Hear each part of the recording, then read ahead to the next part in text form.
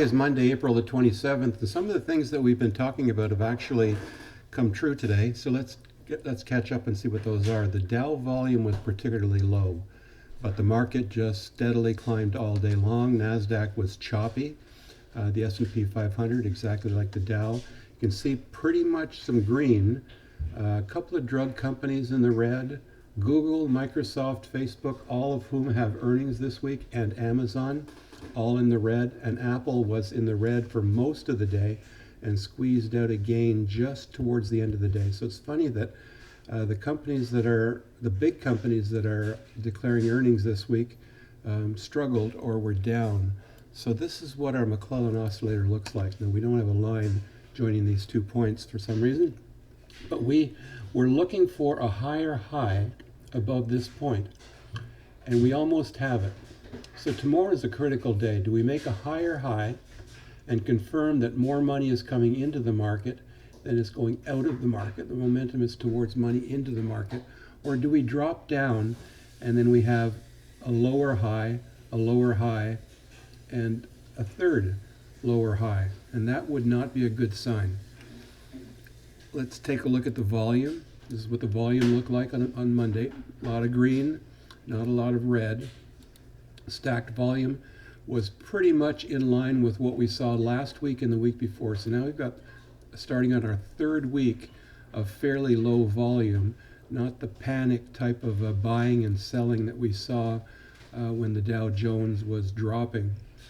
Now let us go to the charts because there's some interesting stuff there.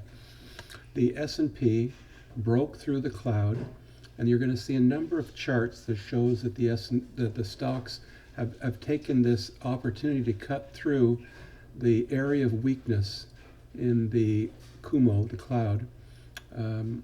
The Chiku span has lots of room to move, but you do have this flat cloud here. So I'm not making a prediction, but I'm saying that there is certainly an attraction for this candle to come down and test this value here, which is 2,800.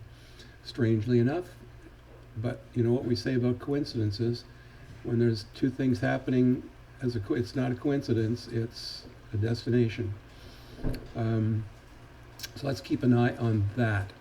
But the target for the Gartley pattern is still 3150. Now Apple, it broke through also after so many days, 1, 2, 3, 4, 5, 6, 7, 8 days of struggling with the chart, with the cloud. We had this big pop, and then today we finished just above the cloud. That's significant. We didn't hit the 50 moving average today because this was the high of the Chiku span right here. But tomorrow we have the Chiku span in spades here, looking at the 50 as being resistance.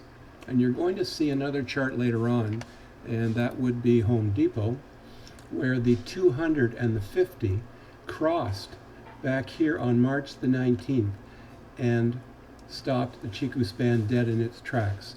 So while the price sliced right through the thinnest part of the cloud, which what we were hoping for, now we've popped over the 200 EMA price-wise, but the Chiku span was a point of resistance here. I tried to buy some stock today at 213, 214, but the stock was just moving up too fast. When it got to 219, 220, I decided that I would wait for a pullback, which could very well be tomorrow.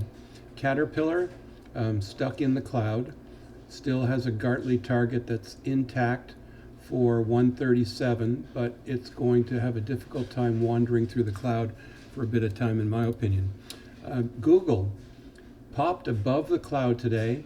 If you look at the movement of this price right here, where it opened 26 periods back, you'll see that the Chiku span was at the 200 EMA when it opened the day, and that was resistance. So the Chiku span was the tell, as it is so many times, for resistance here. Now we've got this flat cloud, but we're going to have to break through the 200 and then the 50 with the Chiku span for Google, and they have earnings in the next couple of days, maybe tomorrow, maybe the day after. NVIDIA was a star. Is it time to buy more contracts? I did have an alert that went off right here at pretty close to 300, but we pulled back. If the market continues strong and NVIDIA has another strong day, then I would continue to add a couple of more contracts, but I wouldn't be doing the 290 and the 300s anymore. I'd be doing the 300s and the 310s, and it's June that I was doing. But I might look into May and see about May. SDC, Smile Direct Club. This is one that I think Eric or Andy pointed out, and it's really, it's looking nice. And you got to wonder if people are going to look at Smile Direct Club as an alternative to going to dentists' offices for multiple visits when they can get everything just delivered to their home and do everything else online or remotely with their laboratory. Whirlpool up $4.60 above the 50. We have the coincidence of the 50 EMA and SMA stopped at the cloud. Shopify. Coronavirus should have told us that people were going to be setting up online shops and going to Shopify to handle all of their transactions, and we just missed that one. So we've blown away this Gartley pattern. It wasn't quite a Gartley, but it came close. Motive Wave picked it up as a Gartley, but it's blew past that. Now it's stopped at 127.2 in terms of Fibonacci's. Cisco above the cloud. Chiku span broke above the 50 today, so that's looking good.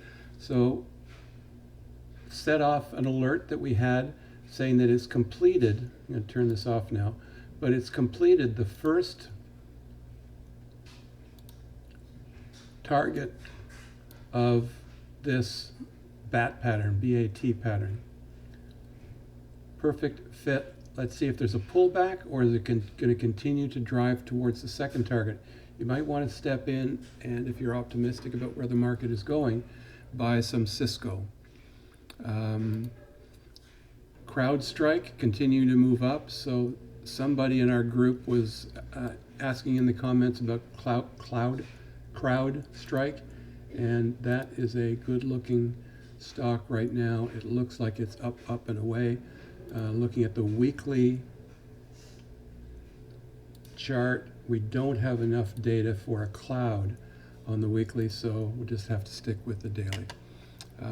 Amazon down 30 today, still struggling with that 150%. And remember, they have earnings coming up. Earnings should be very good. Not sure what they're going to say about their next quarter forecast.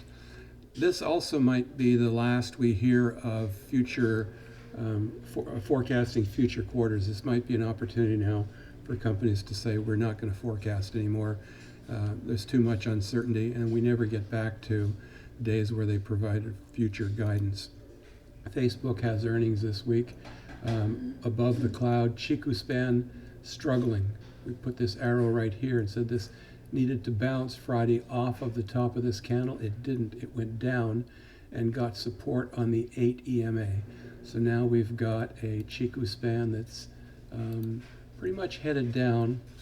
Facebook revenue could be hurting because of COVID. I wouldn't make any predictions. Let's wait and see. Coca-Cola approaching the cloud. Netflix finished. This is a finish of its butterfly pattern. When it goes up to 78.6% of XA, that's called a butterfly pattern. If it backtracks after 78.6, it backtracks to 38.2, 38.2 of A to B to form that C position. You can see that's perfect. That's perfect. This is a classic butterfly pattern, and you could say that it's already reached its target. It didn't make it up here, but it's in the acceptable zone. Sellers just placing themselves just below 457. AT&T up 3% today.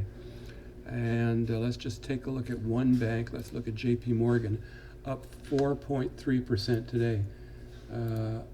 approaching its cloud. So if we look at all of the banks, we can see that the banks all had pretty much of an up day. Obviously that's a bad trading number on Citigroup there. It did not trade at 73 at some point in the day. So where are we going tomorrow? Let's go back and let's look at our McClellan oscillator, because that's the important tell right now. And it needs to inch up just a little bit more to make a higher high than this, but I don't think it does on its first try. I do believe that tomorrow we may see a little bit of a pullback, a little bit of a downturn.